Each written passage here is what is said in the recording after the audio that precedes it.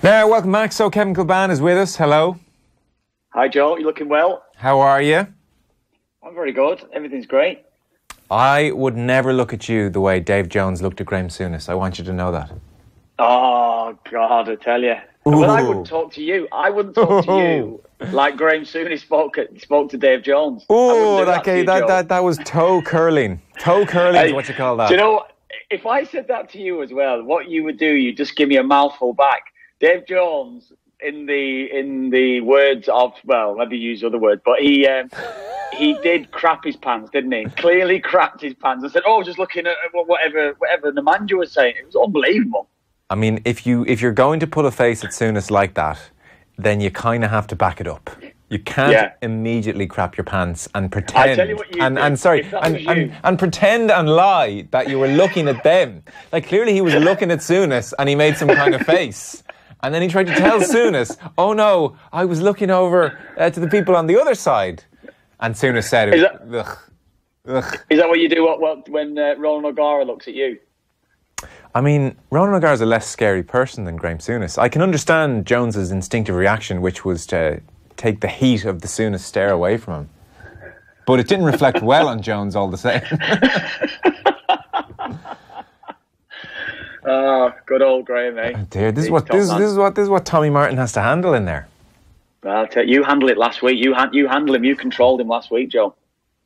Yeah, that was toe curling. That was the moment of the weekend, really. It was the most interesting thing about the game at Old Trafford. So you were on it with Nathan? Yeah, it was a bit flat, wasn't it? You probably wouldn't have seen too much of it, Joe, but it was flat. We went into the game with a real buzz.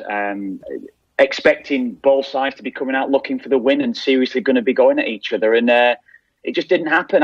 The substitutions, the four by half-time didn't help the game. The injuries throughout, the breakdowns, and it didn't help the flow of the game in the first half. And usually the first 25, 30 minutes of the game, you obviously you're finding each other out and you're testing each other out. But the tempo of the game was certainly out of the match because of those injuries, and that's what killed it, really. So Mata was injured, Darmatic had to go before kick-off, and then Herrera, Mata and Lingard all before half-time, and Rashford's ankle was blown up as well. He should have come off. Yeah, that's exactly what it was. If you saw it as well, you probably would have seen it as well, Joe, yourself. When Lingard was down, Rashford came the length of the pitch to speak to Lingard. Look, are you okay here? Because I'm done. That's what it seemed to me, the conversation they were having. Lingard had done his hamstring, which was the reoccurrence of the injury that he'd just come back from. So that's what killed him, really. So Rashford in the second half, a couple moments where he was able to sprint, but you can clearly tell he wasn't right. Every time he seemed to go for a sprint, and if it was going to be a check or a turn, he couldn't do it. It was straight line stuff, and that's what maybe hindered United as well throughout the second half. So the title race is down to a single point now. It's endlessly close this season. 27 games in, 66 points to Man City's 65. Klopp described it as a point gained and a missed opportunity, which might seem fairly contradictory, but I know what he means. I thought it was actually a fair assessment. It is a point gained for sure, but it is also very much a missed opportunity. Like, was either side particularly the better side? Liverpool had more possession, something that Graham Souness would have spoken about, didn't he? Graham Souness was talking about Liverpool dominating the ball. They didn't do enough. It was comfortable for United when they did have the ball. United had the better chances, created the better openings, really.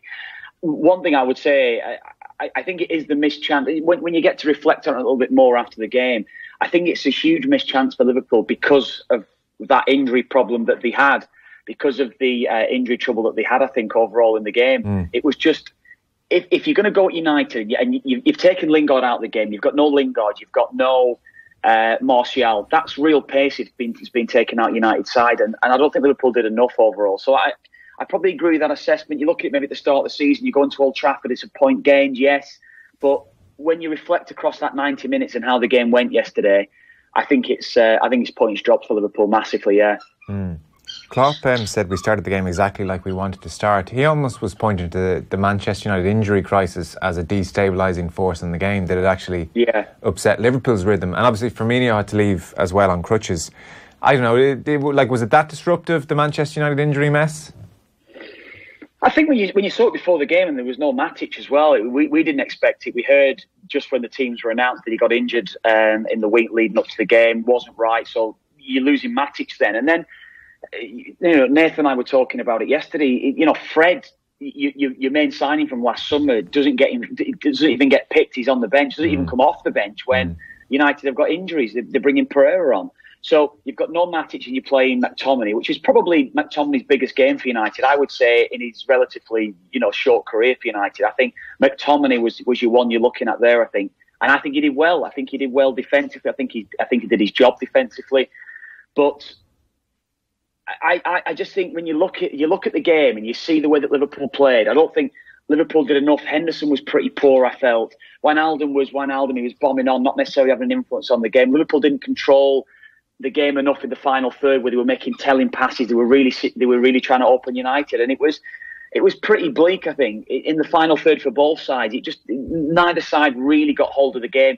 But the one thing I would say, Joe, it was the best atmosphere I've probably heard at Old Trafford in 5 years. That's the way that I would see it yesterday. Brilliant atmosphere, and that was the only thing you can take away from the game, really. I saw lots of Ole Gunnar Solskjaer chants. Is that what you heard? No, yeah. There was a buzz. There was a real buzz. It was generated before the game. Liverpool. I think United were a bit pissed off as well with Liverpool fans when there was a minute's applause for Eric Harrison, and Liverpool fans started singing through the minute's applause, and there was a few boos towards Liverpool fans off the back of that. But once the game started, that's dead right, because they're idiots. Eric Harrison is not an offensive person. No, I think that. Do you know what? At the start of the minute applause, though, Joe, there was a really good buzz vibe from both sets of supporters. Both sets of supporters seriously, honouring it. Looking at everything there, how it was going, and it was great. But I think that chant when the Liverpool fans started to do it, when they started to, is it a bit disrespectful? It probably was. It probably was disrespectful. And United fans then probably picked up the mantle off the back of that and seriously started to generate a good buzz around Old Trafford. So when you're watching Liverpool, are they looking like a team that are almost less instinctive than they were at the start of the season? Are they very conscious that they are in the midst of a historic title race? I heard you talking to Nathan yesterday at full time, and you talked about even Mo Salah, and in some respects his first touch just not quite there. Maybe he's thinking about it too much. Aspects of their performance like that were jumping out at you. Give us your sense. Yeah, I do think it's less instinctive. That's certainly something that jumps out at you straight away. There's less of the flow around their attacks in the final third. I think there's less movement off the ball, and I understand it sometimes when they do set off and they drop deep against you, like Bayern Munich were doing the other night. But Liverpool are still creating chances, particularly in the last 15, 20 minutes of that Bayern Munich game. That's what United did yesterday. I think they looked at Bayern Munich and said, look, we'll drop off when they have the ball, when they're crossing the halfway line, and we'll try and manufacture our presses to an extent. One or two of the United players in midfield were trying to go and press, and there was a few in behind once they crossed the halfway line. What Liverpool were doing, I don't think they were moving the ball quick enough. I don't think they were instinctive enough when they get in the final third, where you were seeing that real dynamic movement off the ball from Mane or Salah in particular, because you know what you're going to get from Firmino. Firmino will drop a little bit deeper, and the two lads from the wide areas come very narrow, so they come into the inside forward channels. It just wasn't happening for Liverpool. I wasn't seeing that movement from them. So talk about it being instinctive. It's something that's worked on, but that movement, that real dynamic movement that Liverpool have had in the final third certainly wasn't there yesterday. No, and it's not been there for a number of weeks. I watched that Leicester game. It wasn't there against Leicester. For long spells against Bayern Munich, credit Bayern Munich coming to Anfield to get a result in the way that they did. Yes. It was there against Bournemouth to an extent, but Bournemouth played into Liverpool's hands. Bournemouth were lacking serious form. And I think this Watford game that they've got midweek here now, I think this is a different game for them again. So I think Liverpool have got to open up Watford, and they've got to seriously create the chances. Nathan asked me the question after the game, do they need a performance or a result? Yeah, and you look at it and you think, yeah, a result, of course, yes, no doubt about it. But personally, I think they need a performance. I think they need a real Liverpool-like performance, particularly in the final third, because it's not been happening for them. I saw much of the day Alan Shearer was making the point that the front three didn't press at all during the game. Did they at any stage? Or, I'm working off highlights here, but Shearer picked that out as something very noticeable. What was that? Sorry, Joe. That the front three never pressed at any stage when Manchester United were in possession. They were happy to almost hold the line. On the clips Shearer picked out, maybe 5 yards inside the Manchester United half and didn't press too much beyond that at times. Now, on highlights, you can pick out 1 or 2 moments where that happened. So I don't know that represents the full game. Well, you probably agree with that to the extent of Man United had it quite easy when they were coming out yesterday. I think the midfield wasn't down. Liverpool actually looked a little bit tired. Honestly, I would say that. I think United looked a little bit tired. The game was quite flat. There was no real energy in the match. Now, I didn't see much today, so I didn't see what Alan was saying about it. But I get what he was saying, that Liverpool, when they're going away from home, when they're playing at Anfield, it's the tempo that they play at.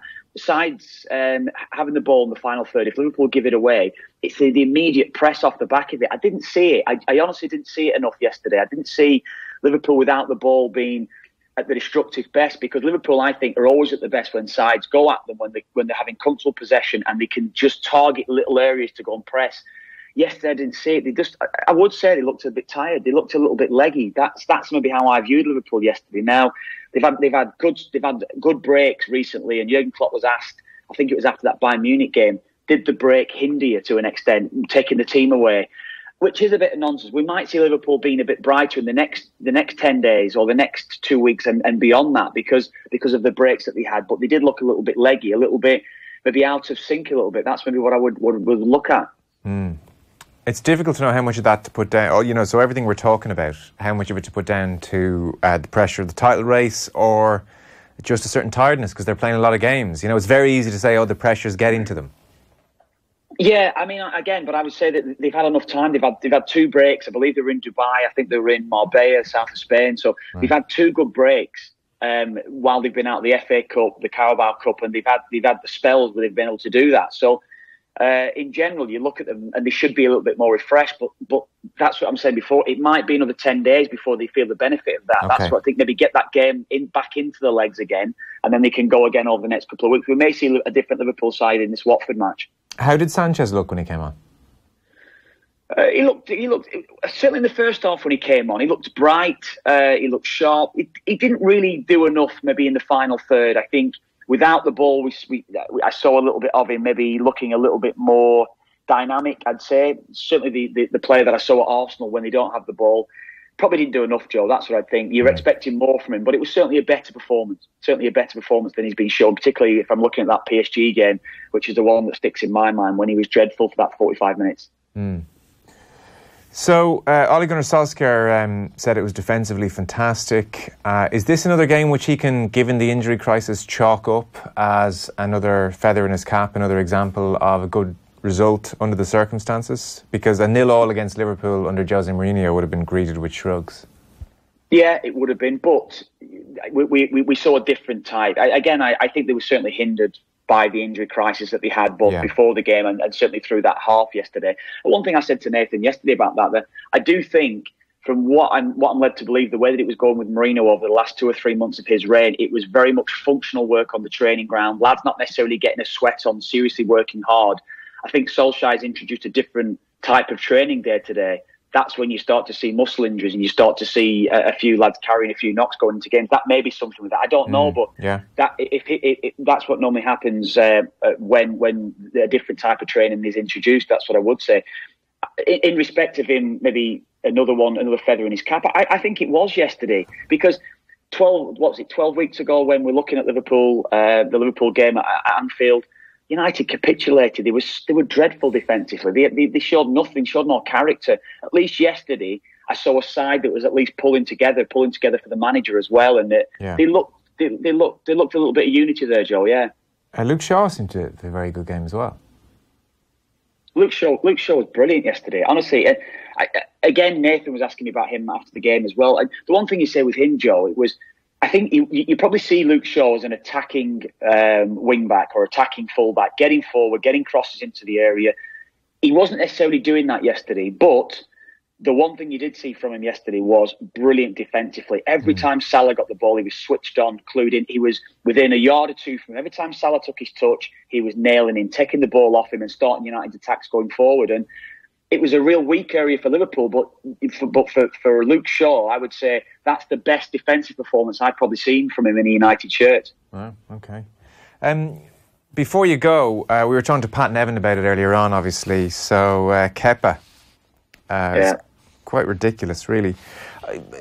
Does any part of you, in some small way, accept it may have been a misunderstanding? That Sarri, not really. That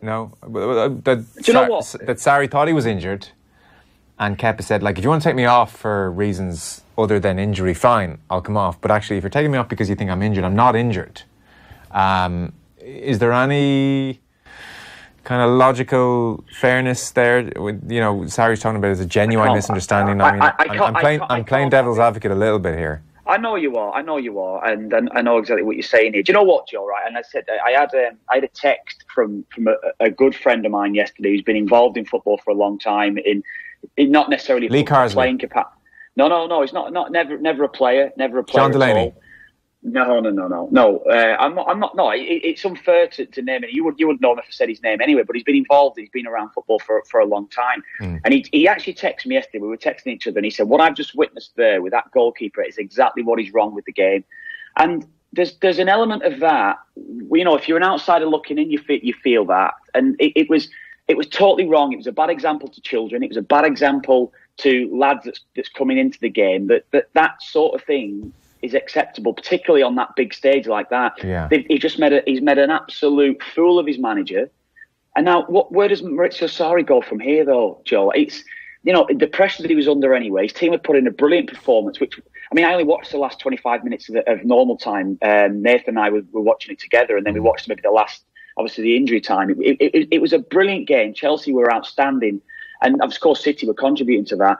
But this is what stinks about modern day football, modern day, certainly top Premier League football, European football, whatever it would be. It was wrong on every level. I can't even look and give him an excuse. I can't. It was poor. No, it's very hard to. And even if there was a genuine misunderstanding and Kepa wanted to clarify things, he could have just jogged over to Sarri and paid him the respect in front of everybody. Because this whole thing, the elephant in the room is that everybody's watching this interaction. And that changes it. So he could have easily jogged over to Sarri and said, "Look, I'm not actually injured here." And given Carriero pat in the back and says, "Look, I'm actually fine." And then Sarri doesn't look like an idiot or doesn't look completely undermined. And maybe Kepa, if he is that character, he would have done that at the start of Sarri's reign when Sarri is more authority, or he would have done that to a manager in control of the situation. But quite clearly, the more worrying aspect of things is he felt he could behave like that with his manager, which points to Sarri having very little standing in the dressing room at this point. And I honestly, as soon as Sarri came out and criticised the team a couple of weeks ago, if ever there was a dressing room that are skilled in the arts of downing tools one way or another, it is that Chelsea dressing room. It seems to just be handed from one generation to the next there. And I don't know, I'm not sure I see a way back from him. No, I'm with you. We thought it the other week after that maybe Man City result when the questions were being asked of him. These are very different questions. And I agree, you spot on in your assessment there. And the fact is that I think at the start of the season, that wouldn't have happened. It simply wouldn't have happened. Now there's a little bit of maybe internally, there's probably thinking he's lax management. They're not quite having him. And where was the captain on the day, Azpilicueta? Why wasn't he getting himself involved in that? That's his responsibility on the pitch to try and sort that sort of hassle out. You've got David Luiz going over, talking, under his hand. It was farcical. Yeah. It was absolutely farcical. And Azpilicueta probably should have taken a bit more responsibility. Azpilicueta said afterwards that he didn't really see the incident, which, in fairness, is almost it's such a great classic of the Arsene Wenger genre. It's so funny. It's so funny him saying, "I didn't actually see it." I'm almost giving him a free pass. But you're right. It's bizarre. For a minute and a half. Listen, it's bizarre to think he's the captain and he didn't feel maybe I should intervene here in some way, because this is reflecting very badly on all of us. Yeah, exactly. That's what it is. It reflects badly on him as captain, as the supposed leader that's on the pitch that day as well. Only David Luiz was the one that took a little bit of responsibility. Maybe him, as a more experienced player as well, should have insisted that he left the field. That's the way that I would see that as well. Maybe what you said there is spot on as well. That I think maybe in his head, Kepa, he's thinking, if I go to that touchline, I'm going off. So there's no chance it's going to happen. Maybe. But I think he should have been guided over. Get yourself over there and just get off the pitch. It reflects badly on this football club. It reflects badly on us as a squad. And of course, it reflects badly on the manager. It seemed to me like there wasn't a care in the world for him. It was so poor. It was so poor watching it as well. It was crazy. Yeah, okay. Listen, I think you're in on Wednesday. I am, Joe, yeah. Excellent. I look forward to it. You have a nice evening. I'll talk to you soon. Good, man. See you, Joe. All right. Bye-bye.